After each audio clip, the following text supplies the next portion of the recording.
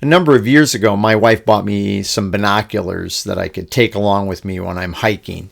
I really like them because they allow me to see things at a distance. If I'm trying to see something that's out ahead, I can pull those out and I can take a look and, oh, I can see that. There are some people that think that God's omniscience works sort of like a pair of binoculars. I've heard many people illustrate it that God looks out through time, sees the things that are happening, and writes them down in his book. What this actually does is it makes God a person that has sort of a plan, but his plan really is somewhat based on what he sees happening out there. And that's non-omniscience. That's foresight. And in the book of Galatians chapter 3, we actually have an example of foresight. It says the scriptures foreseen, and it actually uses this word over here, proida, which has the idea of to see out ahead, foreseen that God would justify the Gentiles by faith, preach the gospel beforehand to Abraham, saying. So this is a word foresight. It has the idea of looking out ahead. That's not the same as another key word that I want to look at today, foreknowledge. I'm Pastor Tim Holscher, and we're looking at who is God. Right now we're looking at the fact that God is all-knowing. And as we've said, some people confuse his all-knowingness or his omniscience with foresight or foreknowledge. Now, this word, oida, that this word is based on, is related to the word idon, which does have the idea from horao, to see out ahead of time. It is a different term than the scriptures use for foreknowledge. And if we go over to Acts chapter 26 and verse 5, Paul has been arrested. He has talked to people. He is giving a testimony now. And here in verse 5, it's sent, and let me just back up here just a second. And he says, so then, all Jews know my manner of life from my youth up, which from the beginning was spent among my own nation and at Jerusalem, since they have, notice this, known about me for a long time. And this word that they translate know or known is our word prognosko. That is, they're really well acquainted with me. This is the idea. These people that you're dealing with that are trying to accuse me, they know who I am. They knew where I've come from. They've known what I did. I don't think he's talking here about people that just kind of have heard about Paul. I think he's actually talking about some of these people that made accusations against Paul in Jerusalem and got him arrested, all these things that transpired. I think some of these people actually personally had known Paul when he was growing up there in Jerusalem being trained at the feet of Gamaliel. And so since they have known me ahead of time, been fully acquainted with me ahead of time here, about me for a long time, or from above, from the very beginning. So when we're talking about foreknowledge, this gnosko means to have an experiential knowledge. We were looking at that in yesterday's video about Jesus, I never knew you. He says, I never had an experiential relationship with you. So when it's talking about knowing this ahead of time, it means that God knows this thing ahead of time, but he knows it on an experiential level. And why on an experiential level? Because, and we're going to see a verse here in just a moment, because it's part of his plan. And as he's planned it, he's fully acquainted with that plan. I can make plans and I can play it out in my head how I think it's going to go. But of course, as we've already talked about, when God makes plans and does these things, it's not like, well, maybe it will, maybe it won't. No, it's his plan.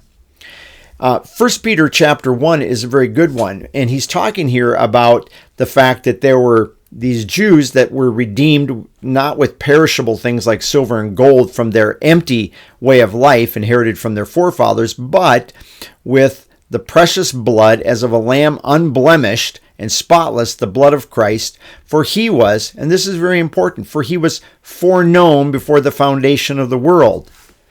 Now, if we take the the idea that some people have that God looks out through time and sees things happening, then this very idea of foreknowledge here with respect to Christ would mean that God looked out there and saw Christ as a lamb slain. But that's not what this statement is about. It's talking about the fact that as this lamb slain, and it says, foreknown before the foundation of the world, but has appeared in the last times. See, it's only in the recent times that Christ appeared, and only in the recent times that it was clear that he was going to die. There were prophecies in the Old Testament, but a lot of Israel did not understand or appreciate those things ever. So he says, for he was foreknown. This is one of the reasons that, according to Romans, that God could pass over the sins of those people, because he was fully acquainted with the fact that in the plan, God the Son would come down here and would die. And so he was fully acquainted with it. It was in his mind, it was as good as done. Not because he saw it happening, but because it was part of his plan. So he was fully acquainted with this in this way. And we have this then reiterated by Peter in Acts chapter 2, referring to Jesus, this man delivered over by, and we have several words here for God's plan. We have determined, this has to mean, says that the boundaries were set out with how it's going to happen, and then his plan, and we have the word boule, what he's determined, and the foreknowledge of God. So here it's connecting here all of these ideas, and it's saying God's fully acquainted with this. This was part of God's plan. It didn't throw God. It didn't take him by surprise that, oh, Jesus, I sent him down there. No, this was all part of his plan.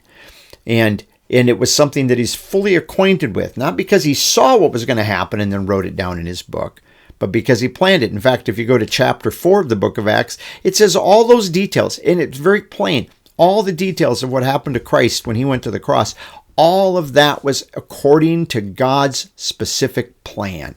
Every detail. Did those people willingly do it? Yes, they willingly participated, but ultimately it was God's plan, all those details. Now here's an encouraging statement for us, and it's a statement that's often misunderstood. But in 1 Peter Chapter 1, it says, Peter, an apostle of Jesus Christ, to those who are elect exiles.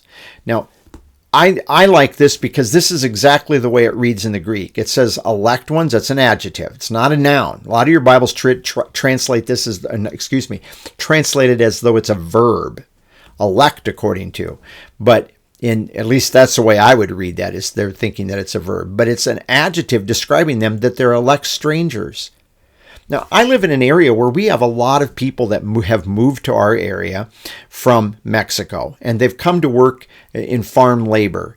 And they can really be marginalized and not particularly treated or respected very well by people that are residents, even people that might have their ancestry from Mexico. Even they sometimes can look down their nose at people like this. So this is the way it is. Migrants, people that migrate to an area, tend to kind of be in the lower caste.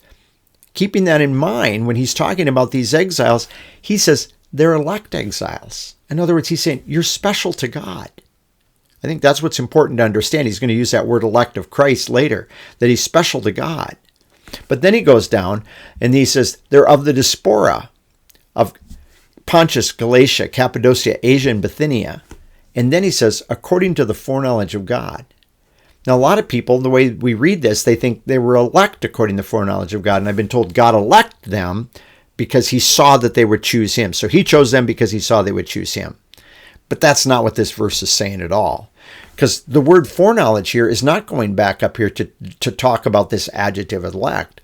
I believe clearly it's talking about the fact that this dispersion that they've gone through, where they're exiles, they're part of this, and they're scattered out there. He says they're exiles and of this dispersion. All of that is according to the foreknowledge of God. And that should have been comforting for these believers to realize, we're going through something hard. We've been kicked out of our homes. We've had to travel hundreds and perhaps maybe thousands of miles from where we lived. Now, these people, coming probably from the area of Judea and being dispersed up here into Turkey, they're 600 and some miles away. That's a long ways, especially when you traveled by foot. But Peter's assuring them that was all part of God's plan. That was according to his foreknowledge. It's just that he didn't look out ahead and see, I see that they're going to be dispersed. He says, He was fully acquainted with it because it was his plan. His plan was never for them all to just stay right there, stay put, sink their roots deep in Judea, and just stick it out there. His plan was for them, as Jesus said, to go out. And he even used persecution to drive this dispersion that we have here. God used persecution, according to the book of Acts, to drive them out, to get them to go where they were. And as a result, that was all according to God's foreknowledge. And this is an important thing for us to realize, that many events and things that we go through in life, they're part of God's plan for us. They're things that God has planned. They're things within his omniscience that he knows is best. Even though I can't necessarily figure out how to put these things together, he does. And it was according to his foreknowledge, not because he just saw it, but because he was fully acquainted with it, because he planned it. This is what foreknowledge is. And it's not then. It is related to his omniscience, but his omniscience is not based on the fact that he could see events ahead of time. That's not what this word is talking about. And I think it's an important idea. I know some of you may disagree with me on this, but there's a couple of these passages we looked at, especially in 1 Peter 1 and over in Acts chapter 26, or Acts chapter 2 especially, that you can see that these are talking about God's plan and his knowing what that plan is and how it's going to work, because he put it together. And he's not just looking and seeing what's going to happen. That's not what this term means. I hope that helps you, because it means that God's not a slave to our whims down here and the whims of mankind in accomplishing his plan. A lot of Christians wring their hands looking at the things going on in the world, and they're like, oh my goodness, God, why? And well, there were people in the Old Testament, Habakkuk did that, want to know why God. And sometimes, yeah, we do wonder why. But the thing is, God does have a plan, and he is working it out. And it's not just he's kind of got a general plan. He's got a very specific plan on what he's accomplishing. And as we rest in the fact that he is good, and that he is love, and that he is righteous, then when we think about this plan, knowing that he knows all things, and he actually knows in his mind what is best to bring all this about, then we can rest in that. And we can worship him. We need to worship him. I've found times in my life where things have been very out of control, and I can't control or fix the things that I would like to control and fix. But I know the person who is in control, and I rest in his plan. And I've come to really appreciate that. I've spent time worshiping through those situations to come to appreciate better God's plan. So with that, I encourage you to worship him in this way today. I thank you for joining me, and have a good day in the Lord.